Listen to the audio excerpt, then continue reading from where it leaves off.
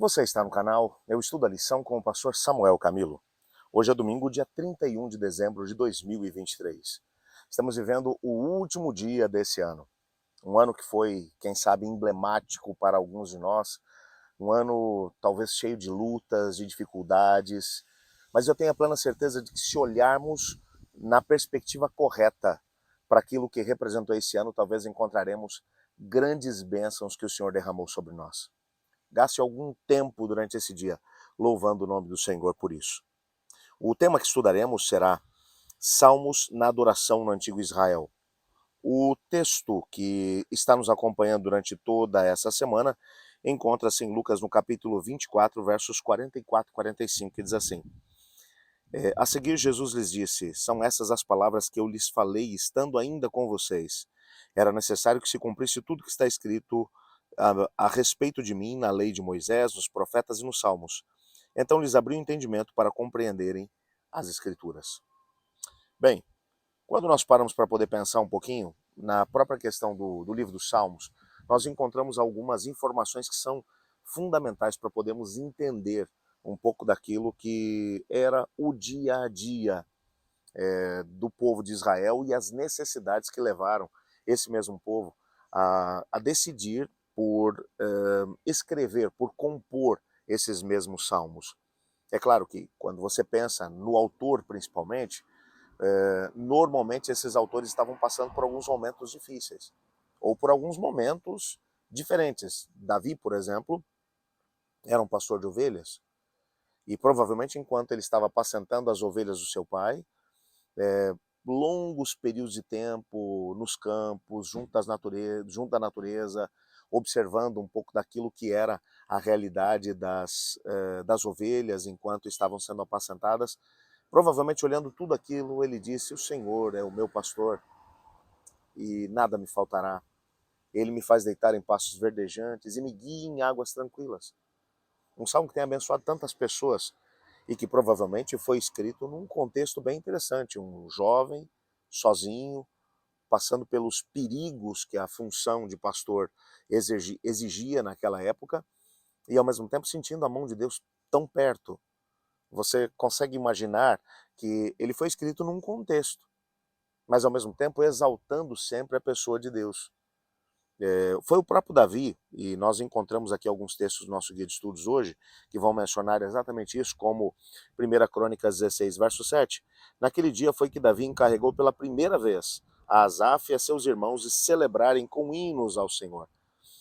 Quando o templo ainda não tinha sido construído, Davi tinha organizado tudo para que isso pudesse acontecer, a planta do templo estava pronta, os recursos tinham sido separados, até mesmo os turnos dos levitas, enquanto eles estariam servindo no contexto do novo templo, ainda naquela época, o tabernáculo, que era aquela tenda sagrada, ainda estava em Israel, era ali que aconteciam os sacrifícios todos os dias, mas ele vai organizar as coisas, e pela primeira vez ele vai agora separar um grupo específico somente para o louvor. Então, eles empregariam, usariam os salmos como músicas para a adoração. Veja esse texto de Neemias no capítulo 12, verso 8.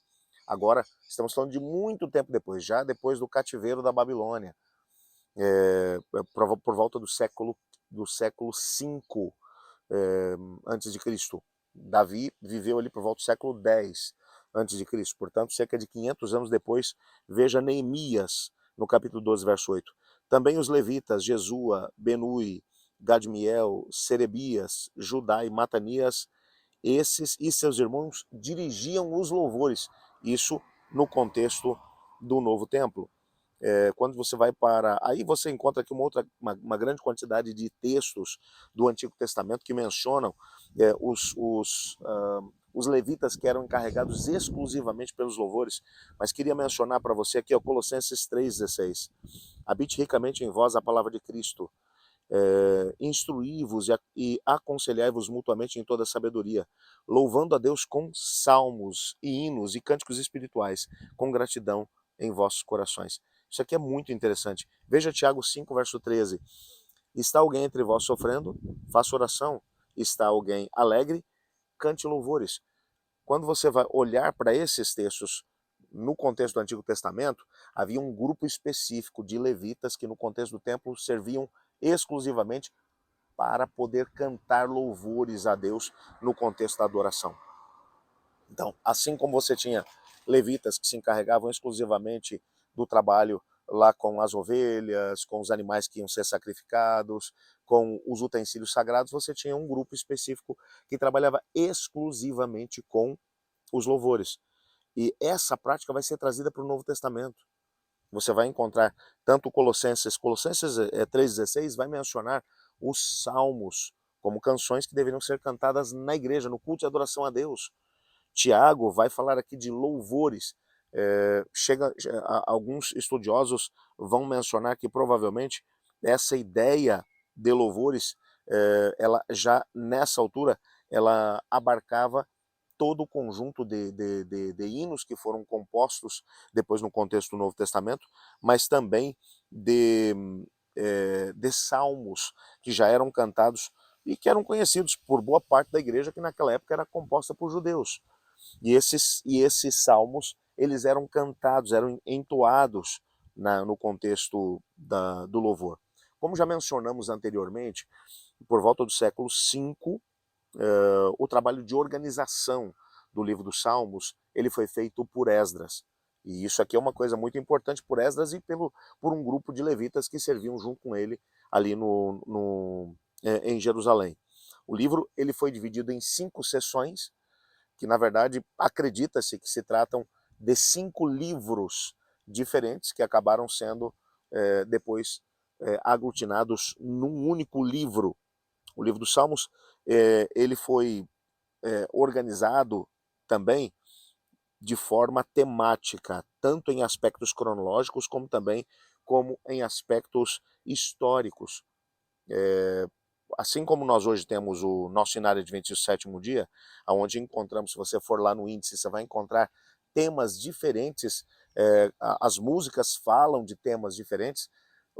Parece que Esdras e os seus levitas, quando foram organizar o livro dos Salmos, resolveram fazer a mesma coisa, separá-los por temas e usando uma certa cronologia, ou seja, os salmos mais antigos dentro daquele mesmo livro, seguindo uma determinada lógica no contexto dessa mesma organização.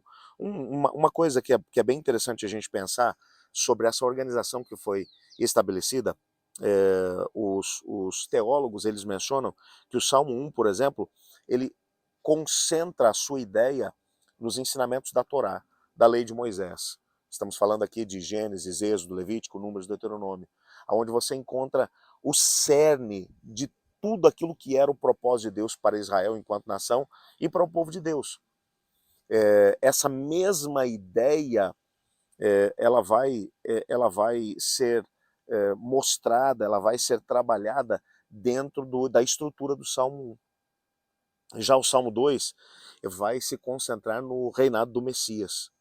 Mesmo que houvessem reis em Israel quando os salmos começaram a ser escritos, o cerne da ideia dos salmos é trabalhar a importância de vivermos o propósito de Deus na nossa vida. Aí vem os ensinamentos do Pentateuco, Gênesis, Êxodo, Levítico, Números, Deuteronômio, e ao mesmo tempo na importância do Messias como o Senhor absoluto da nossa vida, como o nosso Rei absoluto.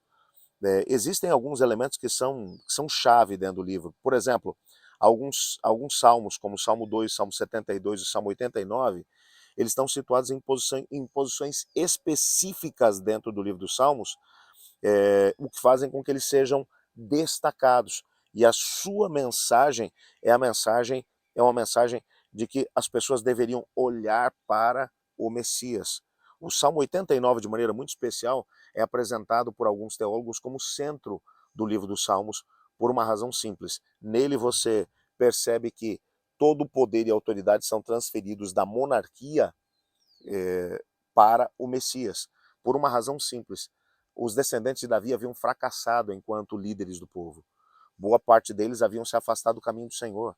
Então, todas as expectativas em relação à liderança no povo elas são transmitidas no Salmo 69, elas são canalizadas para o Messias. E a última seção desse mesmo livro, ela é composta pelos últimos 5 salmos, centralizados na questão do louvor. Nesses 5 salmos, nós encontramos algumas expressões como aleluia ou louvado seja o Senhor, no cabeçário e no texto final desse mesmo salmos. Esses salmos finais estão repletos de expressões de louvor carregadas de emoção que incluem glorificar a Deus como um ato de adoração, de cantar ao Senhor, de ser bem-aventurado ou feliz, aquele que está no Senhor e que louva o Senhor.